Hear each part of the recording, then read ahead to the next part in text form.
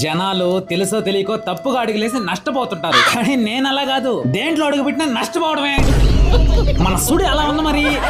కానీ మా నాయన మాత్రం నన్ను నమ్మాడు. ఏదో ఒక రోజు నిన్ను అక్కడ చూస్తాను రా అన్నాడు. ఎక్కడ? గుడి మెట్ల మీద అడుక్కు తింటూ.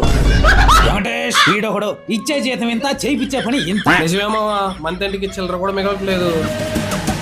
ఎవరిదిరా కారు? కొమ్మ తీసి కొట్టుకొచ్చాడా? ఆడిదే.